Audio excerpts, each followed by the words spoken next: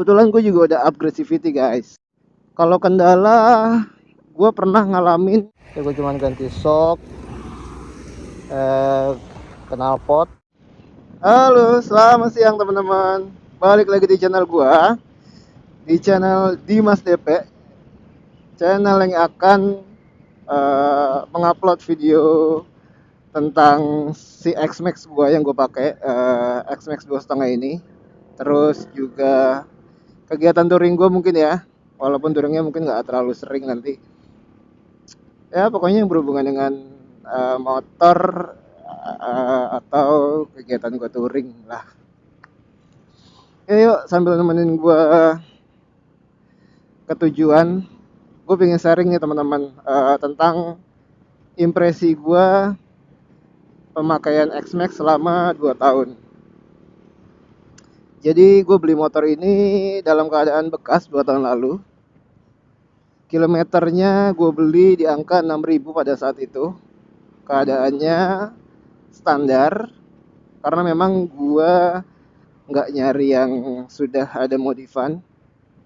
Pertama juga ngirit budget, karena memang hanya budgetnya untuk beli-beli motor yang standar aja. Terus yang pertama gue cek pada saat pembelian ini adalah kaki-kakinya guys. Kalau gue beli motor itu biasanya gue cek pertama kaki-kaki, kedua masalah mesin, ketiga baru tentang kelistrikannya, sensor-sensornya gitu. Dan kebetulan gue cek-cek ini masih oke, nggak ada gejala kalau ini bekas kecelakaan atau ya yang kaki-kaki ban depan lari atau ban belakang lari beda gitu. Gue nggak, ini nggak ada, gue lihat. Akhirnya gue beli. Nah, apa ya, bahas dari mana ya, mungkin kelebihan versi gue kali ya. Kelebihan X-Max versi gua itu apa aja? Gue pengen sharing. Gue suka motor ini karena gue suka dengan tampilannya yang sporty, gagah lah. Walaupun ini motor hanya motor matic 2,5, tapi menurut gue ini lo kayak naik motor matic besar gitu guys. Kelebihannya yaitu pertama sporty, kedua dimensinya yang besar, ketiga juga irit ini motor. Lalu harga spare partnya ini juga menurut gue terjangkau, karena gue pernah pakai merek sebelah guys, kompetitor. Tapi bukan yang kelas 2,5-nya ya, yang lain-lainnya lah, apapun itu ya, motor kecil. Dulu gue juga pernah pakai Tiger yang motor koplingnya. Pokoknya yang selain dulu gue Honda banget. Jadi kalau gue bandingin dari harga spare partnya, brand ini tuh menurut gue jauh lebih murah. Menurut gue ya, gue nggak tahu. Lalu kelebihan yang lainnya versi gue adalah ini nyaman. Ini motor enak banget menurut gue. Dua lari cepet itu masih kayak enteng gitu guys. Dan juga stabil, nggak yang berasa lu ngebut cepet, anteng aja gitu motor. Mungkin karena bobot motor ini ada di angka 180 kilogram kurang lebih. Jadi kalau dilihat dari bobotnya, motor memang udah motor moge guys.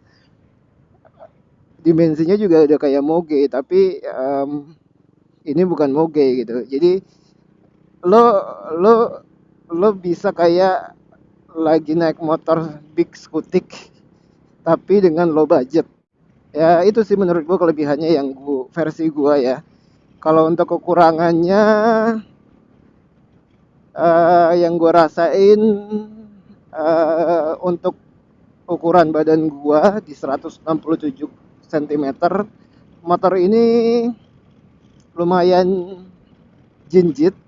Tapi tenang, gue sudah akalinnya dengan nurunin stok depan itu. Di bagian dalam sini diturunin gampang, itu 3 cm guys.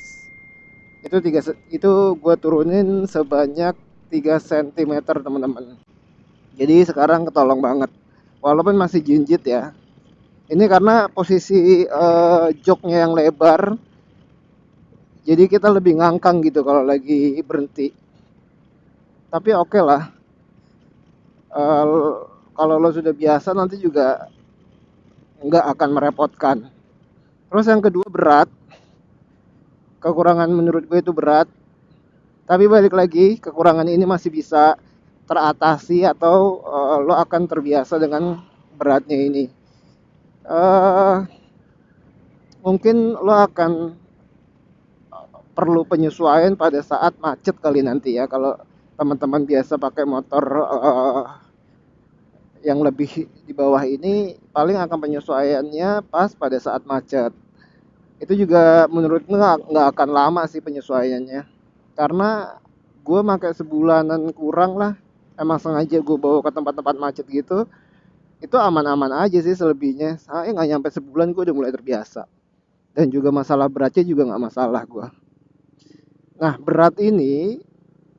masalah berat ini juga sebenarnya jadi kelebihan juga sih. Karena dengan bobot yang berat, gue yakin itu jadi ngebuat motor ini anteng gitu kalau pada saat kita speed di 100 km. Lagi-lagi ya kekurangannya masih uh, jadi kelebihannya juga menurut gue. Terus masalah parkiran masih berhubungan dengan dimensi juga ya. Karena ini dimensinya besar banget, dimensi motor besar, motor gede. Jadi kita agak repot nih kalau ke parkiran motor atau ke parkiran motor yang nggak ada khusus untuk 250 up. Untuk ke parkiran motor kecil itu agak kesempitan, tapi untuk parkiran moge CC kita nggak dapet guys. CC kita nggak dapet teman-teman. Jadi ya udahlah ya. Untungnya gue juga jarang banget ke mall pakai motor. Untuk ke mall pakai motor. Kekurangannya apalagi ayo? Apalagi ya kekurangannya ya? Menurut gue itu ya udah itu berat, jinjit. Oh iya tarikannya agak lemot di bawah. Tapi kalau misalkan sudah lari kayak 40 terus kita buat ngejar kecepet itu sih gampang banget guys. Jadi ya hanya lemot-lemot di bawah aja lah, nggak yang mengganggu. Balik lagi ke karakter pengguna nanti. Kalau misalkan emang lo pingin yang lebih responsif di bawahnya, lo bisa bisa racik CVT-nya sih. Kebetulan gue juga udah upgrade CVT guys. Gue pakai roller 15, terus kerok jalur roller itu, terus juga kerok jalur sudut fan belt, puli depan, mangkoknya gua kartel dan juga agak sedikit dibolong-bolongin katanya supaya kotorannya gampang keluar dari si mangkoknya itu. Terus gue ganti kampas gandanya kayak kampas ganda apa sih gitu diganti, bukan kayak diganti yang lebih keras gitu ya, kayak merek Daytona gitu kampas gandanya. Tapi gue bukan beli yang aftermarket merek Daytona itu. Ada orang yang bisa mantek kampas ganda, bahasanya mantek kampas ganda. Jadi masih bisa diakalin juga kekurangannya. Masih bisa di eh, masih bisa kita setting sebenarnya kekurangannya. Jadi masih oke lah teman-teman. Gua pakai motor ini 2 tahun, apa aja yang sudah diganti dan kendalanya mungkin. Kalau kendala gua pernah ngalamin itu hanya nggak bisa starter. Pertama masalah aki, kedua masalah areng yang sudah kotor. Jadi nanti teman-teman nih kayak misalkan sudah pemakaian 2 tahun ke 2 tahun ke atas lah ya. Itu menurut gue wajar sih, aki sudah harus diganti, atau mungkin arangnya itu kotor, arang dinamo starter ya. Jadi waktu itu gue nggak bisa nyala pada saat gue mau jalan. Untungnya kejadiannya pas gue mau jalan, bukan di gue pas lagi pergi terus di mana gitu mati nggak bisa di starter. Untungnya begitu, gue masih bersyukur. Gue kebetulan eh, di rumah, dekat rumah gue itu ada bengkel AMI, Yamaha AMI itu dia ada jasa samperinnya, ada jasa untuk nyamperin ke rumah. Jadi gue kontak mereka, mereka datang ke rumah, ya udah dikerjain di rumah. Alhasil bisa starter lagi. Nah setelah gue ngebersihin arang itu berapa, ya mungkin sebulan atau 2 bulan ke depan, baru aki gue yang mulai ngedrop. Nah gue ganti aki. Udah sih itu aja. Apalagi ya selain ganti aki dan bersihin arang. Ya fan belt gue udah ganti di 16.000 kilometer kemarin. Sekarang kilometer gue di 23.000. Gua ganti fan belt itu di 16.000. Walaupun kata sebenarnya itu masih belum waktunya diganti. Kalau nggak salah waktu diganti itu 20.000 kalau anjuran bukunya. Gue udah ganti busi, terus apalagi, ya udah itu aja sih spare part yang gue ganti selama pemakaian gue 2 tahun ini. Selebihnya servis normal aja. Gue servis di kilometer 2.500 atau 3.000. Gue pakai olinya itu Motul Power LE Scooter kalau nggak salah. Itu gue ganti di 2.500. Gua gua itu sudah cleaning TB itu sudah sebanyak tiga kali. Um,